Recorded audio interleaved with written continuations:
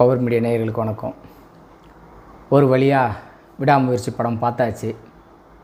காலைல 6 மணி show NMC தேட்டரில் பார்த்து முடிச்சுட்டு நேராக சென்னைக்கு வந்து சென்னையிலேருந்து பேசுகிறேன். டைரக்டர் மகிழ் திரிமேன் சார் பேட்டி கொடுக்கும்போது சொல்லியிருப்பார், இந்த விடாமுயற்சி இந்த டைட்டில் வைக்கிறதுக்கே ஒரு கெப்பாசிட்டி வேணும், அது நமக்கு இருக்கான்னு அது பார்க்க வைக்குது, நமக்கு இருக்குன்றதை ப்ரூவ் பண்ணுவோம் அப்படின்னு சொல்லிட்டு பல இயற்கை சூழல்கள் நெகட்டிவ்கள்லாம் நிறைய கடந்து இந்த படத்தை வந்து பல கட்ட போராட்டத்துக்கு அப்புறம் இன்றைக்கி ரிலீஸ் பண்ணியிருக்காங்க. ஆனால் அவர் படம் அந்த விடாமுயற்சி டைட்டில் வந்து அவங்களுக்கு மட்டும்தான் நினச்சா, பார்க்குற ஆடியன்ஸுக்கும் அந்த விடாமுயற்சி வேணுன்றதை படம் பார்த்ததுக்கப்புறம் தான் தெரியுது. நான் ரொம்ப அவர் ஏற்கனவே டேரக்டர் சொன்ன மாதிரி எதிர்பார்ப்பு இல்லாமல் கேஷுவலாக வாங்க, வந்து படத்தை பாருங்கள், உங்களுக்குள்ளே ஒரு இது இருக்கும் அப்படின்னு சொல்லி தான் போனது. நம்ம எதிர்பார்ப்பு இல்லாமல் தான் போனோம், சாதாரணமாக தான் எதிர்பார்ப்பு இல்லாமல் தான் படம் பார்க்க ஆரம்பித்தோம். ஆனால் ஒவ்வொரு சீன்லேயுமே ரிவீல் நம்மளால் முன்னாடியே கெஸ் பண்ண முடியுது. ஏன்னா அர்ஜுன் சார் வந்து வில்லனாக இருக்கிறன்றது 100% நமக்கு அந்த ஃபேஸ் வந்து வில்லன் தான்ன்றதை நம்ம தெரிஞ்சிருது. அவங்க பேசுகிறது எல்லாமே நமக்கு வந்து ஓப்பனிங்கே நமக்கு வந்து அடுத்த சீன் இதான் நடக்க போகுது, அடுத்த சீன் இதான் நடக்க போகுதுன்றது நமக்கு பக்காவாக ரிவீல் ஆகுது. இப்போ இந்த மாதிரி ரிவீல் ஆகிற மாதிரி சாதாரண ஸ்க்ரீன் பிளே தான் இது வந்து பிரேக் டவுன் இங்கிலீஷ் படம் நாவல்னு எடுக்கிறேன்னு சொன்னாங்க.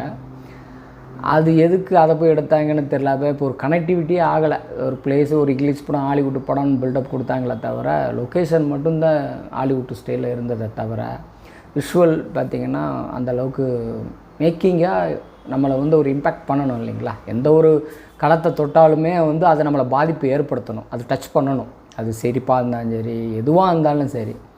ஆனால் அந்த மாதிரி எதுவுமே அங்கே ஒர்க் அவுட் ஆகலை. ஃபஸ்ட் ஹாப் ரொம்ப ஸ்லோவாக இருக்குது. சரி, செகண்ட் ஹாப்பாவது கொஞ்சம் நல்லா இருக்குமான்னு பார்த்தீங்கன்னா, அது ஒரு ஃபைட் சீக்வன்ஸு அது இதுன்னு பார்த்தீங்கன்னா வழக்கமான அவர் இப்போ அஜித் சார் படம்னாலே எப்படி இருக்கும், ஒரு மாஸ் இருக்கும் இல்லையா, அந்த மாஸே இல்லை. சுத்தமாக ஒரு சாதாரண ஹீரோ பண்ணியிருந்தாலும் கூட இன்றைக்கி டெக்னாலஜி சீன்ஸு இன்ட்ரெஸ்ட்டாக ப்ளே இருக்கும் பார்த்தீங்கன்னா அதில் ஒன்றுமே இல்லை. ரொம்ப புவராக தான் இருந்தது. அதை நான் ஒத்துக்கிட்டு தான் ஆகணும். இது என்னோடய ஆனஸ்ட் ரிவ்யூ தான், நான் போட்டு தான் ஆகணும். ஒரு அசிஸ்டன்ட் டைரக்டராக எனக்கு வந்து இந்த படத்தை வந்து பார்க்கும்போது என்னவா தோணுதுன்னா, எவ்வளவோ திறமையான கதைகள் எத்தனோ நம்ம தமிழ் சினிமாவில் டேரக்டர்கள் அசிஸ்டன்ட் டைரக்டர்கள் ட்ரை பண்ணிகிட்ருக்காங்களே, அவங்ககிட்ட கூட ஏதோ ஒரு நல்ல கதை கேட்டு வாங்கியிருக்கலாமே. இன்றைக்கி டெக்னாலஜிக்கு ஏற்ற மாதிரி எல்லா சினிமாவும் மலையாளம் எல்லா இடத்துலையும் லாங்குவேஜில் நல்லா பண்ணிகிட்ருக்காங்க. நம்ம தமிழ் சினிமா மட்டும் இப்போ டவுனில் இருக்குது. ப்ரூவ் பண்ணுற மாதிரி கதை இல்லையே. இப்போ லாஸ்ட்டாக பார்த்தீங்கன்னா ட்விஸ்ட் அண்ட் டர்ன் நல்லா பண்ணியிருப்பது விக்ரம், கமல் சார் படம் விக்ரமில் தான் நல்லா இருக்கும் ப்ளே. அதுக்கப்புறம் பார்த்திங்கன்னா அது பெருசாக சொல்கிற மாதிரி எல்லாருக்கும் பிடிக்கிற மாதிரி ஒன்றுமே இல்லை இப்போதைக்கு ப்ளே. அந்த ஒரு பரபரப்பான ஒரு ஸ்கிரிப்டாக இருக்குன்ட்டு தான் இதுவும் இருந்தது. அந்தளவுக்கு எதுவுமே இல்லை. இன்ட்ரெஸ்ட்டாக ப்ளே பார்த்திங்கன்னா இன்ட்ரெஸ்ட்டாக இல்லை. அனிருத்தோட மியூசிக்கும் இதில் பெருசாக ஒர்க் அவுட் ஆகலை. ஃபைட் சீக்வன்ஸும் நம்ம விக்ரம் மாஸ்டர் நம்ம ரொம்ப எதிர்பார்த்து தான் போனோம். ஃபைட்டுமே பெருசாக எஃபெக்ட் இல்லை. யாரோட தடையுன்னு நமக்கு தெரில.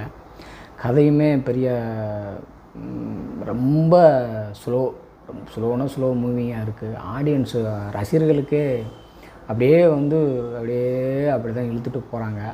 இது எந்தளவுக்கு ரிசல்ட் கொடுக்கணும்னு தெரியல. ஆனால் ஒரு பெரிய மாஸ்கரை வச்சுக்கிட்டு இந்த மாதிரி ஒரு ஸ்லோவான சப்ஜெக்டை வந்து பண்ணணுமா அப்படின்னு ஒரு கேள்விக்குறி வருது. அஜித் சார் வந்து ஒரு குட் ஹியூமன் பீயாக அவர் ஒரு கதையை சொல்கிறார். என்ன சொல்கிறாருன்னா, 12 வருஷம் ஒன்றா வாழ்ந்தவங்க பிரிகிறதுக்கு ஒரு முடிவு எடுக்கிறாங்க. 12 வருஷம் பிரிஞ்சாலும் அந்த பிரிகிற வரைக்குமான அவங்க உறவுக்குன்னா கடைசி வரைக்கும் அந்த ஒரு ஹானஸ்டான உறவாக இருக்கும் அப்படின்றத அவர் மெயின்டைன் பண்ணிகிட்ருப்பார். அதுதான் அந்த லாஸ்ட்டாக வந்து அவர் வந்து தன் மனைவி மேலே உள்ள பற்ற கடைசி வரைக்கும் அவர் ட்ராப் பண்ணுற போகிற நேரத்தில் தான் கிட்னாப்பிங்கள்கிட்ட மாட்டிக்கிறது. அதை எப்படி காப்பாற்றி தன் மனைவியை அவங்கள்ட்ட ஒப்படைக்கிறாரு அப்படின்றது தான் கதை. அவரோட பாயிண்ட் ஆஃபில் அவர் குட் ஹியூமன் பீயாக இருக்கிறதுனால அவருக்கு அந்த ஏ கிளாஸோட ஆடியன்ஸோட ஸ்டைலில் அவரோட பாயிண்ட் ஆஃபில் அதுக்கு 100% அவரோட கேரக்டருக்கு அந்த கேரக்டரைசேஷன் ஃபிக்ஸ் பண்ணியிருக்காங்க. ஆனால் இன்றைக்கி லோக்கலான நம்ம தமிழ் ஒரு ஆடியன்ஸுக்குன்னு ஒரு கனெக்டிவிட்டி இதில் இருக்கான்னா எங்கேயுமே கனெக்ட் ஆகலை. அது எப்பயுமே ஒரு ஆடியன்ஸை வந்து ஒரு படம் வந்து கனெக்ட் பண்ணால் மட்டும்தான் அவன் ஆடியன்ஸ் ஃபுல்லாக ட்ராவல் ஆவான், அதை தன்னுடைய கேரக்டரோட மிங்கிள் ஆவான், அது வந்து இன்ட்ரெஸ்டிங்காக பார்க்க ஆரம்பிப்பான். இது எதுவுமே ஒட்டலை. தன் மனைவிக்கும் அவருக்குமான உறவு இருக்குது பார்த்தீங்களா. இப்போ சாதாரணமான உறவுகளை வந்து பார்த்திங்கன்னா அது இங்கே உள்ள நேட்டிவிட்டி ஸ்டைலில் சொல்லியிருந்தால் ஓரளவுக்கு கணவன் மனைவிக்குமான புரிதல் கதையை சொல்லணும்னு நினச்ச விஷயம் கனெக்ட் ஆகிருக்கலாம். ஆனால் அந்த ப்ளே வந்து பார்த்திங்கன்னா அஜர்பைஜானில் வச்சு எந்த ஒரு கனெக்டிங்கே ஆகலை ஆடியன்ஸுக்கு. ஏன்னா ஃபஸ்ட் ஹாப்பில் பார்த்தீங்கன்னா ஒரு அஜர்பைஜான்ஸில் பார்த்தீங்கன்னா ஃபுல் அண்ட் ஃபுல் ஒரு தீவிரவாதி கூட்டம், ஒரு மோசமான நாடுன்ற மாதிரி தான் இருக்கும். அந்த செட்டப் அப்படி தான் காமிச்சிருப்பாங்க. செகண்ட் ஹாப்பில் பார்த்தீங்கன்னா ஒரு போலீஸு, அதுலேயும் நேர்மையான போலீஸு, அப்படி இப்படின்லாம் நம்ப முடியல. டப்புன்னு பல்ட்டி அடித்தா எப்படி இருக்கும், நம்மளால் ஏற்றுக்கிட முடியாதுல்ல. அந்த மாதிரி இருந்துச்சு ப்ளே. அது ஒவ்வொரு ஹோட்டலுக்காரன் எல்லாமே தெரிஞ்சது, எல்லாமே வந்து அவங்க செட்டப் ஆள் தான், எல்லாமே அவங்க செட்டப் ஆளாக தான் ஃபஸ்ட் ஹாப் காமிச்சிட்டு போலீஸ்காரன் மட்டும் ஒரு நல்லவன் இருக்கிறான்ற மாதிரி ஒரு கேரக்டர் உள்ள கொண்டு வரீங்க.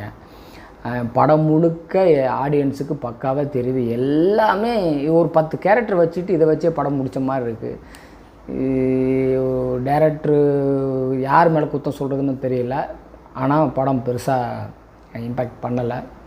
அஜித் ரசிகர்கள் ரொம்ப எதிர்பார்த்தோட படம். அஜித் கேரியர்லேயே பயங்கரமான பிக் ஓப்பனிங் கலெக்ஷன் அடித்த படமாக இருக்குன்னு நான் எதிர்பார்த்தோம்.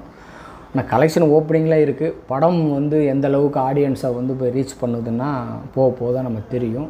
இது நம்மளோட ஓன் கருத்து. நம்ம படம் பார்த்துட்டு நமக்கு என்ன பாதிப்பு ஏற்படுத்திச்சோ, இது எந்த அளவுக்கு ஏற்படுத்திச்சோ அதை தான் நம்ம சொல்கிறோம். இதில் யார் மேலேயும் விருப்பம் வெறுப்பெல்லாம் கிடையாது.